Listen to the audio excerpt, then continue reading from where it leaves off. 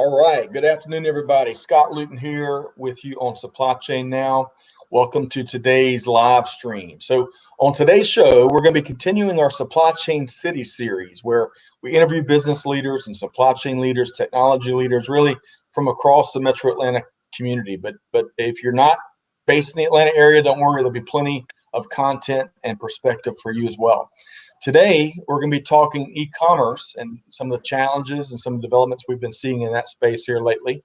So more to come on that momentarily. Quick programming note before we get started. So if you enjoy our live stream episodes, be sure to check out our podcast. In fact, just today we published a really interesting episode from a diverse manufacturing and supply chain alliance event that we were at in Arizona back in February. We featured Marie O'Malley with Medtronic today, and a really fascinating conversation on the supply chain behind transformative medicine. You can check that out wherever you get your podcast from.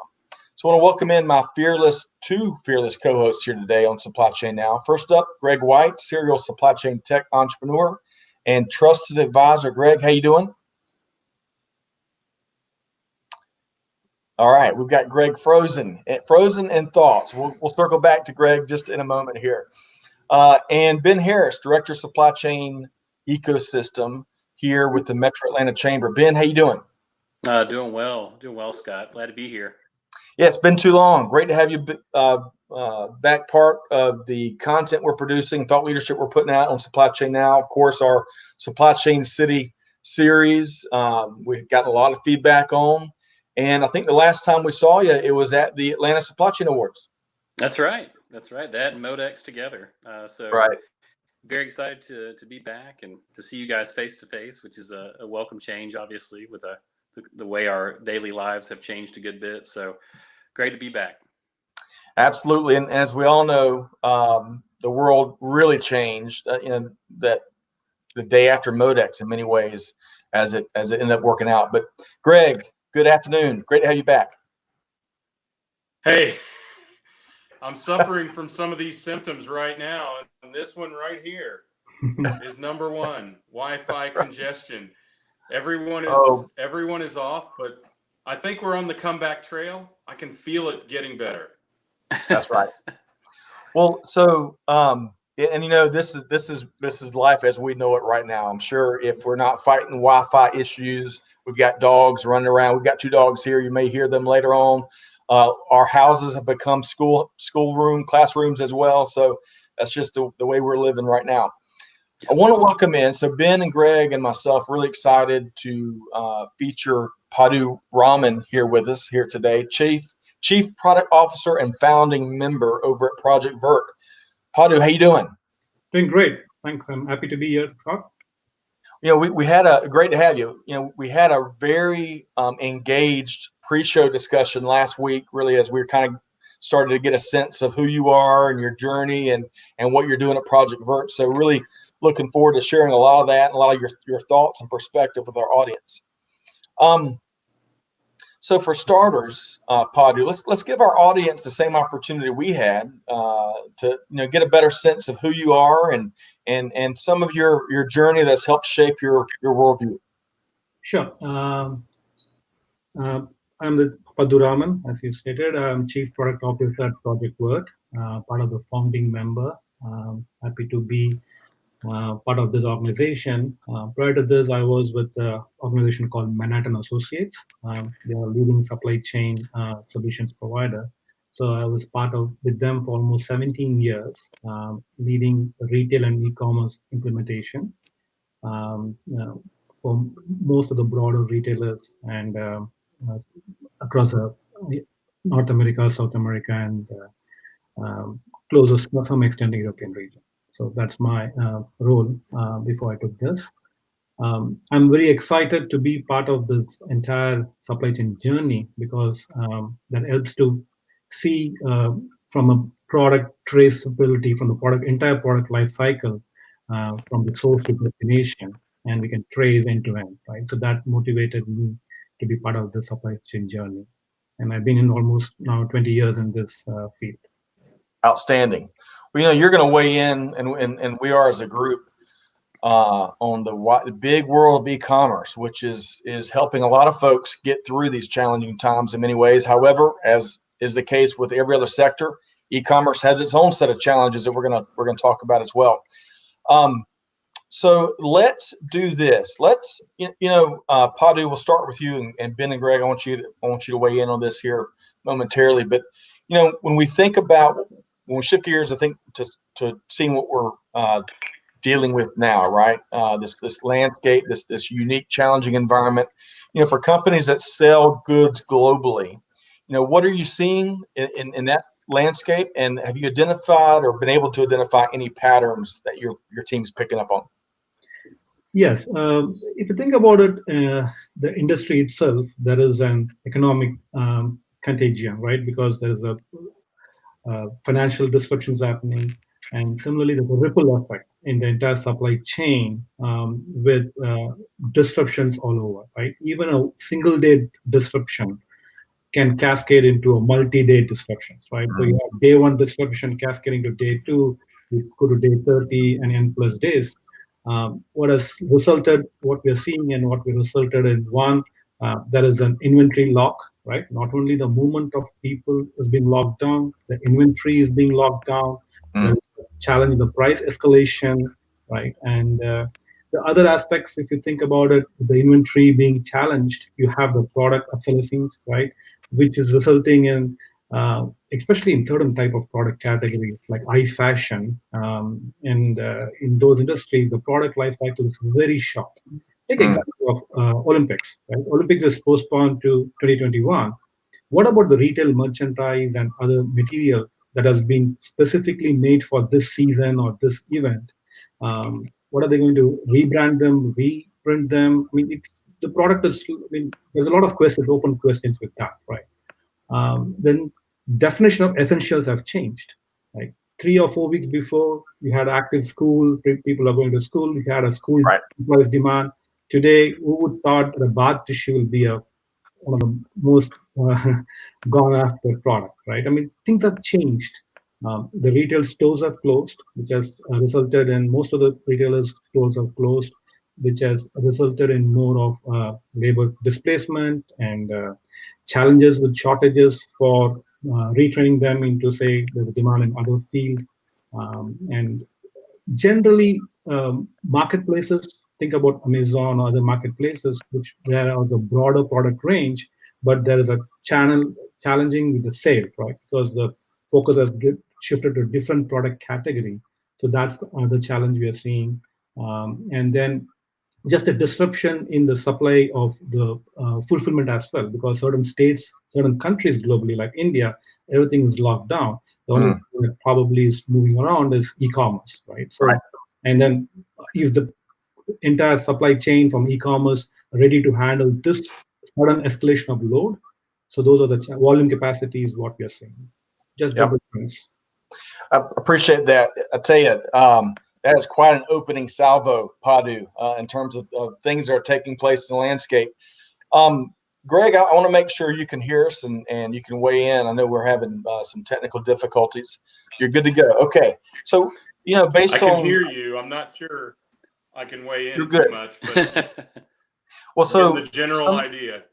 Yeah. So based on some of the things you may have heard Padhu share there, or on what you've been tracking in the world of global e-commerce, what's one or two things that really stuck out in your mind?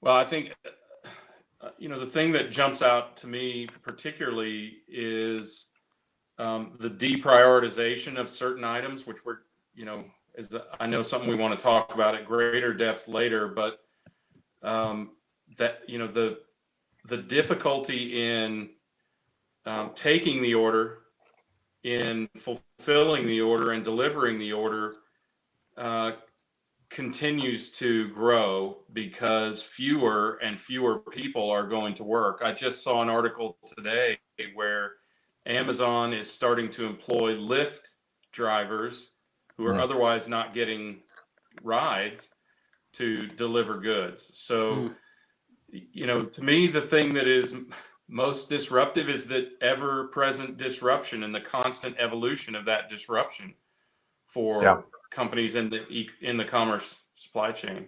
So good point. Ben, any observations stick out apart from what Padhu or Greg has shared? Mostly just the amazing shift in workers right now. I mean, you guys have kind of already alluded to that, but what I've been tracking most is companies that are, adding employees right now. This is like their Super Bowl, right now, with the amount of people like the Amazons and the grocers and folks like that. And just the shift that we've seen, on some other parts of manufacturing and industries like travel and tourism and so forth, and in events planning, that frankly, are being hit very hard. And the only thing that you can really see is the light at the end of the tunnel is, this will end at some time, but it's that uncertainty, and there's no date that's been set that's going to say, hey, no, we'll be back by this time or this date. And with that amount of uncertainty out there, it's just going to continue to flow. And the amount of layoffs that we've seen, February looked okay, and then all of a sudden March hit, and things have completely shifted from that standpoint. So it's really been what we've been working on is trying to match employers who were growing still right now in this environment with industries that are not doing as such. Yeah. So one other thing, a lot of good stuff there, Ben, I appreciate you sharing. I think one of the things that we've spoken to in a couple of these conversations, and certainly in a lot of our internal conversations, Greg, in February, we're in Las Vegas at the Reverse Logistics Association conference, the center of the universe for all things returns. And so we had a lot of thought leadership around that side, that part of end-to-end supply chain, the circular economy, so to speak. And now in today's environment, when you think about reverse logistics, you think about anything going back that may have been exposed, the challenges that those professionals are dealing with, for those that can even be in a facility, or that, to the extent of how reverse logistics is being managed now, man, what an awful complex problem to have to work through right now. All right. Well, I got to tell you that February seems like a long time ago all of a sudden. Absolutely. Right? Yeah, absolutely. Yeah, Scott, that was a great point about the reverse supply chain, because you think about how bad it is, going, forward through the supply chain, and then the amount of hands it touches and it coming back through. I mean, that just, is exponentially worse. And I hadn't even thought of that before this conversation. So that's a great point. Well, I wonder if there is much coming back, really. Right. I mean, people are really largely buying essentials, I think. So. Yeah, good point. Yeah. Padhu, you were going to weigh in? Yeah, the reverse, tagging along, the reverse supply chain has changed. Reason is because people had a chance to go to a retail outlet and return, right? Now that channel is closed almost in most of product categories, right? So now the only channel remaining is online returns. And now that channel is more focused on the forward movement of goods, with logistics also with the capacity constraints. Now that is also a factor, right? We have to think through how that will change over the next months. Yeah, and we've also seen an increase in buy online, pick up in store, or BOPIS, as we call it. That's been a big shift also. Yep. Mm-hmm. So today we had a need for our business that I had FedEx delivered, and once I found that they had delivered, I saw the package on my front porch, and I instantly started thinking about, what's the safest way to get these goods out. And fortunately, it was a very small purchase, because I didn't even think about there would be an opportunity to send it back. So it is. But Greg, to your point in particular, February does feel like about 4 years ago, 10 years ago, maybe at this point. And I know we all want to contain it and get into whatever the aftermath will be. There will be no shortage of challenges there, but we're certainly fighting to get just to the bottom of what we're facing. So let's switch gears though. Let's go back to e-commerce, and it was published in the Wall Street Journal today that Amazon may be shipping as much as 40% more than what they typically do this time of year, which is a colossal number. So Padhu, how would you compare the current environment with what we typically see, or rather, what we see in some of those typical peaks, such as Black Friday, Cyber Monday. Compare and Back to contrast that. school. Yeah. So the fundamental difference would be is more like organized peak versus unorganized peak, right? Or inorganized, or structured as unstructured, right? So there are two problems here. In a peak where we see like a Black Friday or a back to school day or a Cyber Day, retailers and the online providers, the 3PL providers or outsourcing providers, they all plan and be prepared, right? The volume could fluctuate. What has happened is here is a sudden jump in the requirements or sudden jump in the need with the demand going on. But at the same time, infrastructure is not there to support in two forms, right? One, the inventory, availability of the inventory and how fast the source can be done and be replenished. And the second is the infrastructure, can they sustain and deliver, right? Probably Amazon having networks or distribution centers throughout, able to do some level of volume, but still they are choosing what products they're going to service, right? What volume they're going to service, right? So that's changed. Now, many of the manufacturers, like today, most of the brands like Chanel, I saw or read in an article, Brook Brothers, all luxury brands now moving from and started manufacturing necessary products, right? The mask, the PPE equipment. So that supply chain, and how is that going to be delivered, right? Traditionally, they delivered to a distribution or a retail outlet or different supply chain network, right? Now they have to repurpose and change to a different network. So there is a change in the way business is executed. So it's and we've seen a lot of that repurposing. And Ben, you alluded to it earlier, I believe. Whether it's from automotive to early small businesses, you name it, that have really found a way to address the need we have from a healthcare standpoint.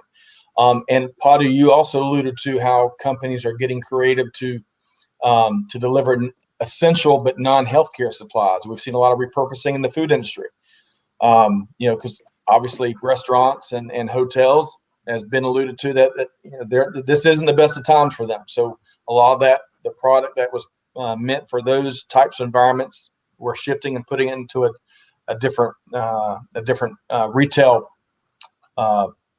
category. Yeah, Scott, I think ConAgra actually, of course, dealing mostly in food is what we're talking about, but just going from restaurant service to grocery, and then they were kind of 50-50 for the most part there, and now they've shifted almost 80-20. And we're talking grocery now to retail. And also General Motors, I think, is beginning to manufacture surgical masks right now out of Warren, Michigan. I think New Balance also is engaged some of its U.S. workforce also in addressing the significant demand for some of these other supplies also. I think even Augusta National Golf Club, one of our favorite places, which I know it's sad to put a moratorium on the Masters right now. Hopefully it's just a delay, but they announced that they're going to actually donate $2 million towards COVID-19 testing in the relief effort. So there's definitely been a shift around. We've seen a lot of companies help out. We'll talk more about some of the other help that's going on here in Atlanta and abroad, but just as far as a shift that we've seen, those are some of the examples that I've seen. So we got a couple questions already, and I want to pose one of these is directly relevant to what we're talking about in terms of fulfillment and options there. And I've got another really neat question that is more related to the cybersecurity of this time, that I want to get y'all's take on, because it may be something on your radar, it may not be. First question comes from Erica, and Erica asks here on LinkedIn, there are other options to fulfill product rather than Amazon. And I guess it's more of a statement than a question, but what are we seeing there, Padhu? Other options, non-Amazon, or as Greg likes to say, ABA, right? Yeah, definitely. I mean, there are definitely other options. There are different marketplaces, right? And similarly, there are different fulfillment centers. And we are one. I mean, I'll talk about maybe later. But generally, yes. The answer is yes. There are other alternatives. It is just finding or there are two aspects to it here as well, right? One, there are the other alternatives. People have to change from an current operations, do a supply chain network mapping, finding out from source to destination, and then change to these marketplaces, diversify the selling channels, right? Apart from Amazon, there are niche channels as well, right? Because think about this way: what is the definition of essentials? What was essential 3 or 4 weeks before? The essential changed now. And there are like commodity marketplaces like Amazon where the broader product category is there. But for a retailer or say a t-shirt seller, that may not be essential today, right? But there are marketplaces focusing only on apparel, right? There they could have an opportunity to go and sell and diversify so that they have a dedicated channel catering to that. So I think the world will change in terms of not only restricting to one channel, but exploring different ways to sell, and also not to sell, going to Greg's point, ability to fulfill as well. How do I fulfill, right? And where do I fulfill? So absolutely, yes, there are the alternatives, and that's what we need to look for and moving the revival challenge. As our guest on the live stream yesterday, Kevin with AGG mentioned, there are lots of opportunities in this type of market without having to be opportunistic about it. Greg, weigh in on what are some of your thoughts when it comes to channels and sources other than Amazon during times like this? Well, look, I think if you think about Amazon as a virtual mall, I think it's okay to shop on Amazon from this standpoint, and that is that most of the product you're buying, you're not actually buying from Amazon. Amazon is just the marketplace. That's not unlike Shopify or Zalando, whatever might be the marketplace in your respective country. It's just a marketplace. So yes, there are others, but I think when you think about it, people are going to go to where it's easiest to find the product and the merchant to purchase it from, and it's really difficult right now to find independent niche marketplaces. And by the way, I think it's going to become less difficult but more fragmented, because, and Padhu, you may be able to speak to this, we've seen brands and merchants flooding away from Amazon because of some of their practices of not just being a marketplace, but also being a competitor in terms of a product supplier with some of their merchants. And they're going to Alibaba or AliExpress or Zalando or some of these other platforms. And I think, Padhu, I don't know if you guys at Project Vert have a marketplace, but I know you facilitate international or global commerce along with a number of other companies, right? Shopify is certainly a good platform. Where else and maybe you can tell us where else other people are selling. Yeah, it's a good point. So if we break it down to two parts, right? One, there are online marketplaces. There are, 99 plus, like example would be Touch More on Etsy. We do have a marketplace with, I would say in the infancy state, we're launching it, right? So, those marketplaces are more like a shopping platform where you are not acting as a competitor, right? The drawback with Amazon aspect of it is that your brand is not protected; it's compromised, right? So you put a product, there's a chances that you may have an Amazon Basics product almost similar at a lower price being sold, right? Whereas these kind of marketplaces, which is focused towards brand protection and brand enrichment, right? And that's our philosophy as well. And if you think about our marketplace, our philosophy is focused towards brand growth, brand enrichment, and brand protection, right? And that's what we come in, and similarly, many other marketplaces come in. And then other aspects, it's going to more of social commerce, right? Because it's not only marketplaces. People are now in long term find a discovery. They will innovate to shop on Instagram, right? To shop on Facebook. There are many avenues of, as Erika pointed out, or Ada's question or statement. There are many avenues, and people will innovate to buy and sell. It will become more a community way of buying and selling, and not one single monolithic platform or one vendor or one provider. right? That will change, I think, as we go along. Because, and I think stores will today, grow, so consumer many don't want it there. Yeah, go ahead, sorry. Go ahead, Greg. Sorry, Padhu. I think today so many retailers are effectively e-commerce retailers. They are at least been, as you said earlier, they are at least order online and pick up in store regardless, or pick up outside the store if they're bringing it out to you. So truthfully, you can shop with your Macys and do so either online or over the phone or however, and either have it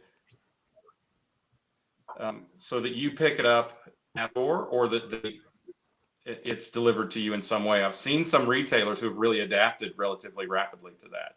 Yeah, and I've actually, just next door to me, just a personal story. There's a woman who lived, one of our neighbors next door actually works for one of the larger home goods retailers in the U.S., and they are selling through intentionally most of their in-store inventory right now, because why not?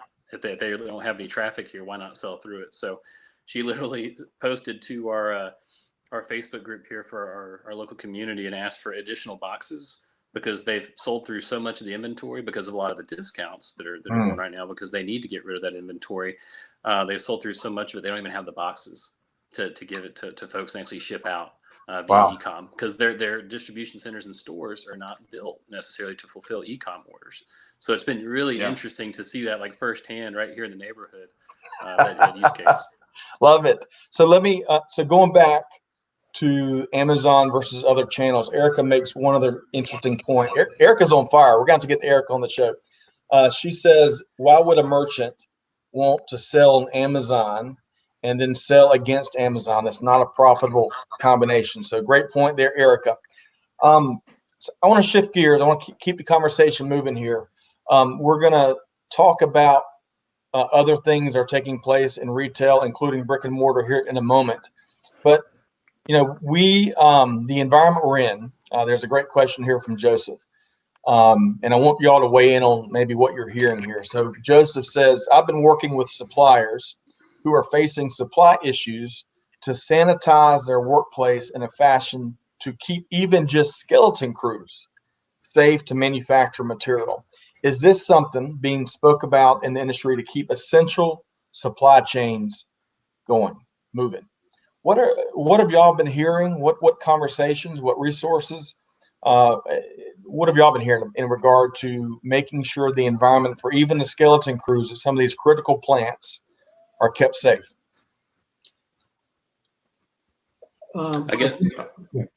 I guess I'll start. So allocation is one word I keep hearing more and more right now. So these are established supply chains with a lot of the wholesalers out there who deal with sanitation products. You know, the Zeps of the world who manufacture the stuff, but also a lot of the Cardinal Healths, the AmerisourceBergens of the world, the McKessons. That's 90% of the market right there is literally cornered by those three companies. When it comes to medical supply, and that includes, cleaning, and sanitation supplies as well. So when you have so many other supply chains all of a sudden now competing for those same goods, it causes a huge strain on getting those goods in the right places. So they've had to cut back on a lot of the companies who they originally had large allocations for these goods. They've had to completely put these companies on much, much smaller allocations to combat that. So that's been it's been a big strain, and that we've seen that even on the air freight side coming out of Asia also, where 90% of some of these, whether they're K95 masks or whatever they may be coming out of Asia, or ventilators or whatever that's produced there, it's created a major logjam there, because they're competing literally with other supply chains that are trying to get the same goods out of there, and the FEMAs and other big outfits that are trying to get goods over here too. So that's a great point and a great question, because that's exactly what's happening for some of these established supply chains out there. Sure. And if you look beyond the manufacturing side, I think it was last week that the Port of Houston had to shut down one of their terminals for a few hours or half a day or something because of worker safety. I think there were a couple of cases of COVID-19 down there. So it is so critical to keep the brave folks out there that are keeping supply chains moving, just like healthcare and retail. We got to keep these folks healthy and take every precaution. Greg, were you going to weigh something in on? Yeah, I think one of the encouraging things that we're seeing is companies that are shifting their production to provide these critical goods. We're going to pay for it in bourbon, but the truth is a lot of distillers are switching to producing hand sanitizer because they have the capability to do so with the alcohol products that they've already got. So we're going to trade one shortage for another, but I think we can all acknowledge that hand sanitizer and cleaning products are much more important, as much as it hurts my heart to say so, much more important, at least in this time, than liquor, right? So that's an encouraging thing to see companies like Ford, like GM, like the distilleries and like other companies who are making masks. I think Toyota started making ventilators and tons of companies. If you're on social media at all, you can't miss it. The number of companies that are making the visor masks for healthcare workers as well, and that's every bit as important as the mask itself. Yep, great point. So that's encouraging to see, and I think that'll be helpful. I still think that workers, what it's going to come down to is the comfort of workers, not the actual health of workers, but the comfort of workers in continuing to come to work in this environment. Great point. Great question, Joseph. Padhu, I want to get you to weigh in on something. From physical safety to more cybersecurity safety. A couple conversations I had last year involved some of the new email phishing attacks that we're seeing. And some of the groups out there have seen some new tactics and techniques, especially those where the email systems are penetrated, and then hackers will sit and observe kind of the cadence of communications and some of the suppliers and some of the accounts payable communications, and then they'll intercede and redirect accounts payable to send funds to different bank accounts. And some of these experts are expecting this type of cybersecurity attacks to really proliferate in 2020. And when I think about that expertise we heard late last year, really before this challenging environment that we're seeing now, and just how many doors of opportunity that could create for folks that want to do harm.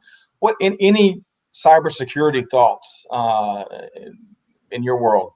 The way we handle it is that we have an integrated platform, right? So the more integrated platform, the less chances of attack, right? I mean, I don't think so. We live in a foolproof environment where we can stand up and say, hey, there'll be zero cybersecurity attacks, right? I mean, you will always people will find ways to break it, and we'll always find ways to make it more solidified, right? I mean, try to prevent it. It's a constant, ongoing, evolving challenge. Evolving change, you find new things, and you try to make it as robust as possible.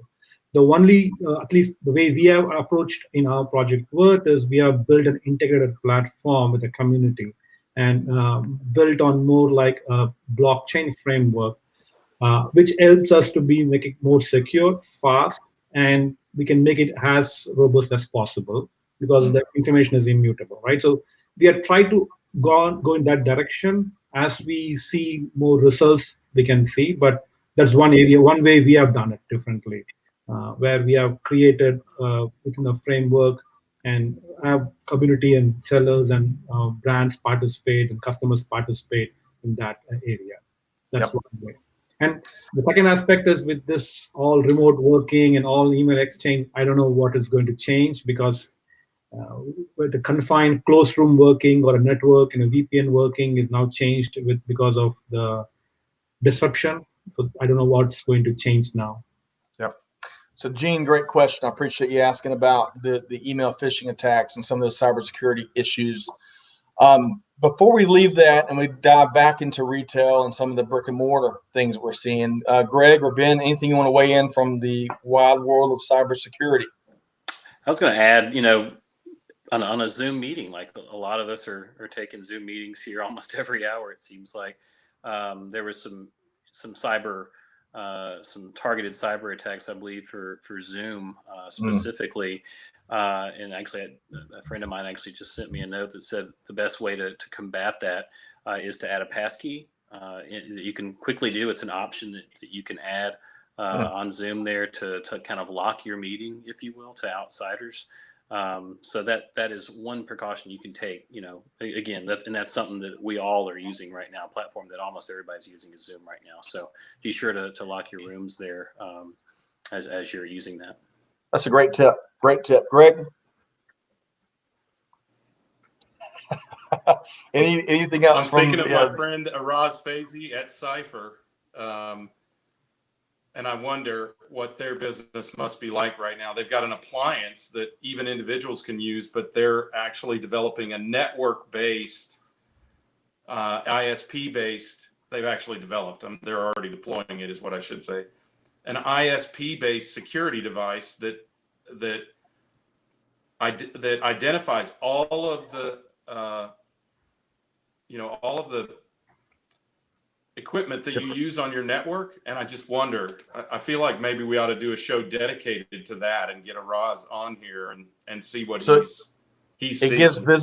It gives visibility across your IoT enabled world and it basically locks down everything.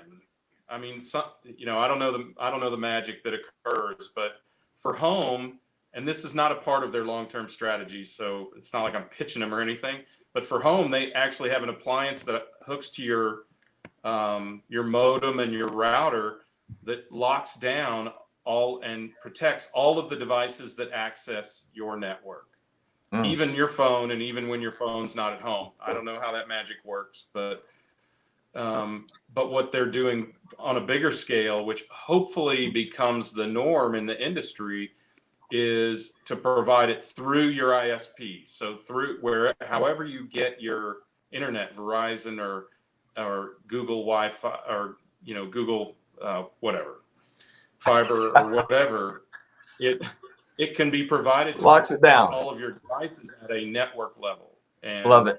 I see that being something that could be network providers start to take responsibility for.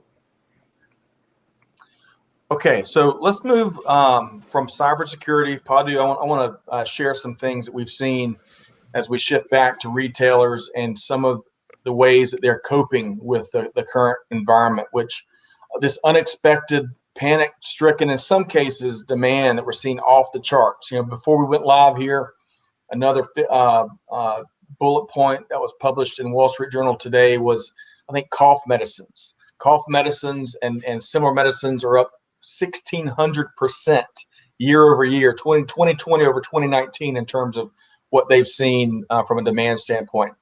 So let me share a couple of developments, and then I want to get Padhu, I'll start and get your thoughts on kind of this landscape. So Amazon, and I think Greg alluded to this earlier, Amazon made a big decision to either deprioritize or in some cases, I believe, eliminate fulfillment of non-essential products, right? Big decision there. Many retailers, of course, as we've seen, have implemented limits on certain items, especially as hard as I still have a hard time believing we've spent as much time and attention on toilet paper here in first quarter 2020, more than I bet any of y'all projected. So we've seen limits on items like that. Of course, the news has not been good from a department store standpoint, where we've seen lots of store closures and furloughs ranging from, JCPenney, I think was in the news today, Neiman Marcus, Belk, Kohl's, many others. So, Padhu, what else? What are some of your key takeaways from this crazy environment, and what are maybe some other things that we can expect before, as we move into the months ahead? It's a good question. So I think all the retailers, or even the small, medium retailers, have to start thinking more of a revival plan, right? I mean, how do we? What has happened is they didn't control it, right? So the broader aspect would be is to think through where do they sell, right? We talked about it just before that diversifying the sales channel. Two, if the retailers already had an omni-channel or a process where they had a store option and also an online option, and they had a network of or a framework to ship online, continue to develop that, or reach out to other specialized providers who are able to provide in this disruption still compliant with all the standards that is needed, able to scale up faster and manage the resource capacity, and also operate at a low cost, because right now the challenge is um, cost is a factor, right? But because we're changing from a traditional way of doing business to a new form, um, and I think it'll also trigger more of a business continuity in play, right? And how we can continue to do business, and those things will change. And then the other aspect is this is from a more of an execution standpoint. I think from a planning standpoint for all the retailers and everything, the inventory is locked up in some places. Number one. Number two, I think this will lead to a lot of financial aspect of inventory financing, supply chain financing, invoice factoring to help them develop, push the cash flow. These are all already there. It's just that now there will be more demand for that, right? Because Right. they need to balance the cash flow. So those are aspects I think, and think about disruption management program, right? Because I had to look at a local quarantine policy, right? Because on some states we can't ship, some states we can ship. So now there was actually a great demand when in past 2 days from one of our seller, hey, I have 4 containers on my boat and coming from Europe. Now it was all destined to go to California. Can I now diversify? One send it to Savannah, one send it to East Coast, right? I mean, flexibly, they're trying to think through best ways to revive, right? How to distribute the load such a way that I can still continue to ship, right? Because we don't know. I mean, there are another retailer is coming to us and saying, hey, we may be able to operate, but we don't have resources because there's a lockdown, there's a quarantine, and it's very Right. difficult to get resources. So we want to immediately shift some inventory to, they are trying to ship to us. In fact, we're going to get 4 truckloads to us in the next week. And it all happened in 2 weeks, right? Right. Traditionally, previously of these kind of changes, will have taken 6 months, 3 months in planning. Now people Right. are planning in 3 days, 3 hours to make it a faster execution and finding the right place to sell, right place to fulfill, and how do I combine and see, right? How do I manage it? And looking Yep. at different policies. Quick shout out to a couple of folks. Amut, thank you for joining us on LinkedIn Live. I appreciate that. Appreciate your comments there. Also, Jerry from Sydney, Australia, who shared our live stream on Facebook. And good evening, gentlemen from Sydney, Australia. Really interesting topic. So appreciate that, Jerry. All right, so Greg, I want to go to you next. Given what Padhu shared, some of those observations there, given some of the developments we've seen, going back weeks, and then even today in the world of retail, weigh in. Give us some other observations you have.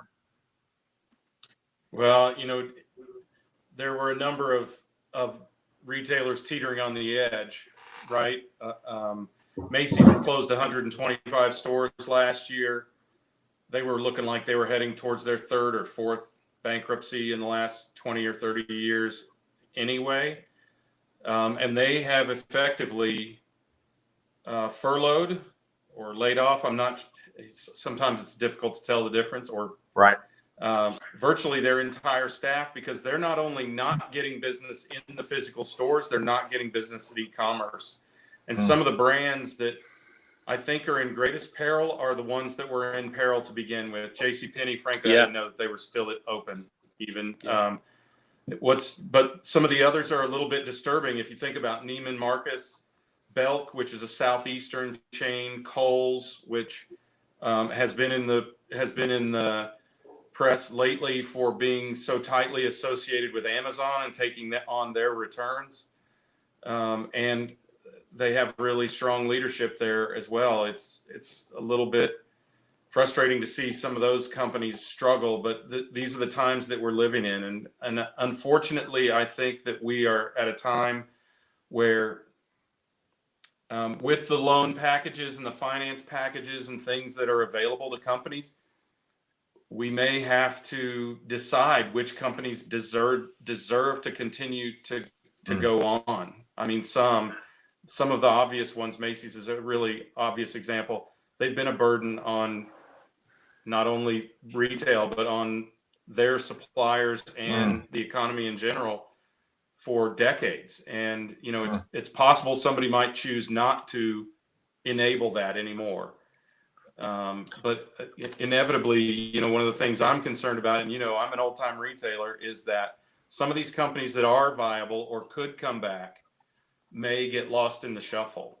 Right. But the truth is, we're going to see, and this is not going to be limited to retail, we're going to see companies that were teetering on the edge, much like we saw in the transportation industry last year. Those companies that took unnecessary risks or did business in particularly ineffective or inefficient ways, you know, they didn't make it. And we could see the very same thing in many industries around the world through this crisis. Yep, great point. Cash and is in fact, king in a recession. So, yep, Paul at our friends at Saltbox agrees with you. He shared on LinkedIn. We're going to see amplification of existing retailer struggles. So, hello, Paul and Saltbox team, who rescued us about a month and a half ago when two separate traffic accidents knocked out our power. All right. Boy, to be there again a month and a half ago. All right. So, Ben, as we continue kind of doing a round robin, folks, based on these developments we're seeing, some of your observations. Well, I was going to say it's kind of a function also. This could be a great time, you know, that Amazon, you know, could take market share right now, but also for retailers, since Amazon's having to focus on essential goods, you know, it could be a great opportunity for other retailers to take advantage of market share there. The problem is that everybody else, including consumers and whatnot, you know, you've got wages, you've got crunches at, you know, of the consumer, their wages, and also crunches is from a labor standpoint at the distribution centers and stores and whatnot.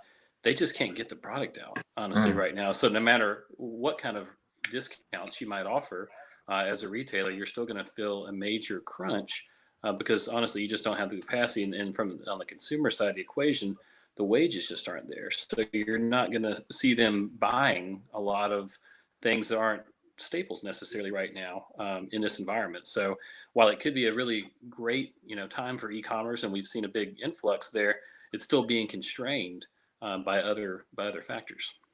Yep, great point. So we got a great question from Erica, but we're not going to be able to do it justice. Erica, we're going to create a show around a business case study of Macys supply chain led by Greg White. Hot takes from Greg White, but Erica wanted you to elaborate on why Macys is dragging. Can you do that in 1 minute or less, Greg? Elaborate on why they're dragging? Macys, before the current, the organization, as you were alluding to. Business, yeah, they're, again, my opinion, Macys has been a tone deaf merchant for many years. They sell too many home goods, for instance, in a store where people are going for premium priced and premium brand clothes. They've not committed to that premium branding in their marketplace, and they've kind of stuffed themselves in the middle. They're not Neiman Marcus, for instance, and they're not Target or Walmart, for instance. They're in an area of the marketplace where not a lot of people go. They're a real estate company with not so good real estate. They are, and they lack the systems that allow them to compete in a modern world. They are and have been for decades. Look, I've known a lot of people who've worked for this company and homegrown, right? And you know, we had Robinson's here that was bought by Federated, the holding company of Macys, and I've watched Macys take a company that was very well run like Robinson's and take away a lot of the technology and make it more manual and human guided, and their human guidance has just been wrong too often, and they've paid for it.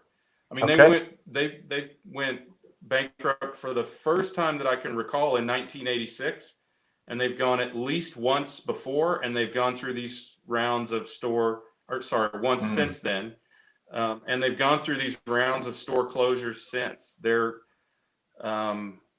if you want a good example of premium retail management, Nordstrom is the best example. They know who they are.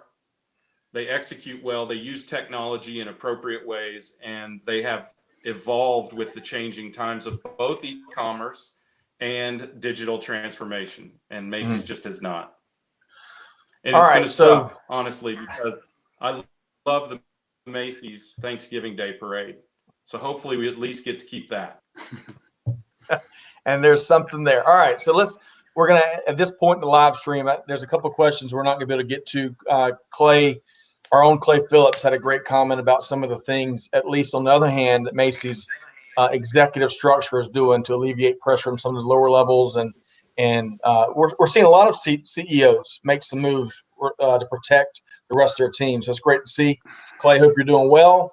And Raphael asked about our thoughts on deglobalization of supply chain, and we're not going to be able to get to that as we start to wrap up this segment, because we still want to get Padhu to weigh in on telling us more about what Project Vert does. And Ben, I know you've got some great resources for our audience. So thank you for those questions. I really appreciate all the comments we've gotten from our social media audience. So Padhu, as we start to wrap up this live stream conversation, really appreciate y'all's very frank thoughts. Padhu, tell us about in a nutshell, what Project Vert is up to. Yeah, so Project Vert is a fifth generation Amazon. We call ourselves that way because we have innovated our platform, more focused on social and community enablement. Our primary philosophy is brand protection, brand growth, and brand enrichment. We achieve through providing one integrated platform where we have our own marketplace, or we have a platform extended for any sellers to sell in any marketplace, right? So that's a sell anywhere concept. Similarly, we provide fulfillment with a fulfill anywhere. We have our own fulfillment in McDonough, Georgia. It's a 750,000 square foot facility, out of which almost 325,000 square foot runs on a robotic goods to person system. We have a capacity of shipping around 4,500 units per hour and store up to 1.4 million units. And we don't restrict to fulfill anywhere only from our facility, but we have a network of facilities through partnership, where we have network in West Coast, East Coast, Northeast, Midwest, doesn't matter. And we consolidate, give our sellers easy to use through a manage anywhere, where they can consolidate all the orders, consolidate all the inventory, and enable a good order orchestration, finding the best, cheapest mode of shipment, providing low-cost platform, increased accuracy, speed, and the best efficiency, right? So that's the differentiator. Our main USP is ease of onboarding. We can get a retailer or a small, medium brand onboarded as easy as possible, because that's a very critical part, as well as a very competitive pricing. Yes. So Gotcha. That's a quick nutshell of what we do. Thank you. And you've been growing left and right. We're growing left and right, and especially in this time, we are really busy. As Erica pointed out, we are an alternate platform as well. I can just go in that. Yeah. And for folks, go ahead, Greg. Go ahead. I was just going to say, so this ought to make Erica happy. And maybe Erica and I should go into business together and create a retail brand that attacks things properly and eschews the Amazon platform, or at least unshackles itself from complete reliance on the Amazon platform. What Padhu and other companies are doing, I call ABA as opposed to FBA, fulfilled by Amazon. I call those kind of solutions anyone but Amazon. So many retailers have this singular strategy, and that is get off of Amazon. But once they get off Amazon, they don't know what to do. And it sounds like what Project Vert is doing is enabling virtually everything past the click that allows you to be an independent retailer and not have to compete with your marketplace in a race to the bottom of pricing. So I love what you guys are doing. Thank you. That's that's a very freeing tool set to allow brands and merchants to unshackle themselves from Amazon. Excellent point, Greg. And I like how you demystified some of that.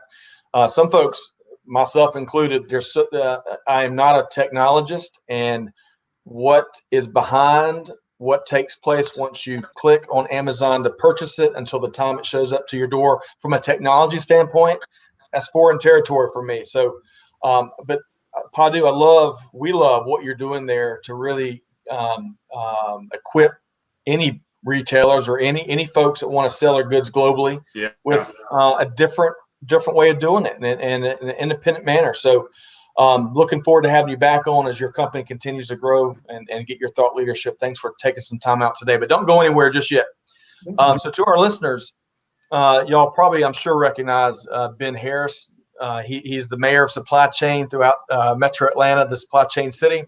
Founding member of our supply chain city series, and love what he and his team do to really help business happen and grow here in this ecosystem. And one of the things they've been doing here lately is accumulating resources to help business owners navigate through these challenging pandemic times. So Ben, share a little bit more around those resources that the Chamber's been kind of aggregating.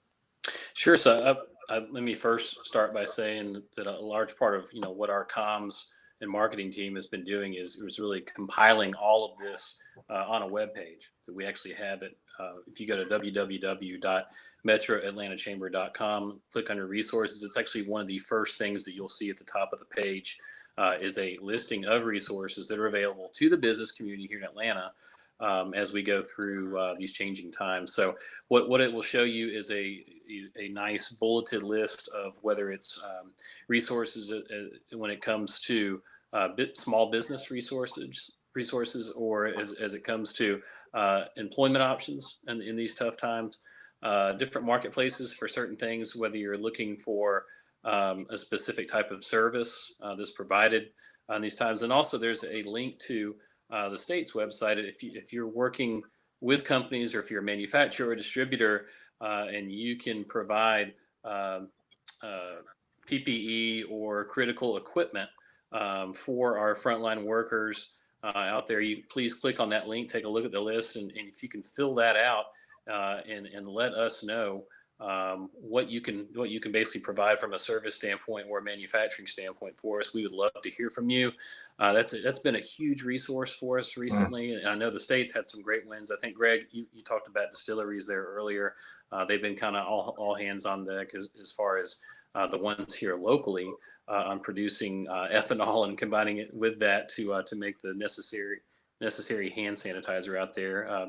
Yesterday, we also another win that we had was working with a sanitary supplies company that had another connection to another ethanol producer and wholesaler in Georgia that otherwise they could not have found without that link. So Love it. They have taken a great look at that. It's been awesome to see those resources come together for really the good of the state and the metro area. So that's been really, really encouraging. So if you've got any questions about what's going on with the business community here, what's available from a resource standpoint, please visit metroatlantachamber.com and look at our resources page there. It's got a lot of information that we would love to share to you. Additionally, we are doing some updates on calls that are kind of similar to this one, that actually have some updates on the business leaders within the community, what they're seeing, what they're hearing in the ecosystem on not only a local level, but also a national level. Right. So we invite you, if you're interested in that, I'm going to share the link with you guys afterwards to that. Perfect. Because I think it's really important. Right. Originally, it was just open to our investors, but we really see it's so important for everybody in the ecosystem to see this. So I'll share that link afterwards as well. MetroAtlantaChamber.com, and you can reach out to Ben. His contact information is on there, and LinkedIn is a great place to connect as well, Ben. Yes, absolutely. Okay. Please, whether it's a one of our posts that we go back and forth on for certain things, or just reach out to me on my LinkedIn profile, shoot me a DM or whatever makes sense. Twitter's great too, at Benjamin047.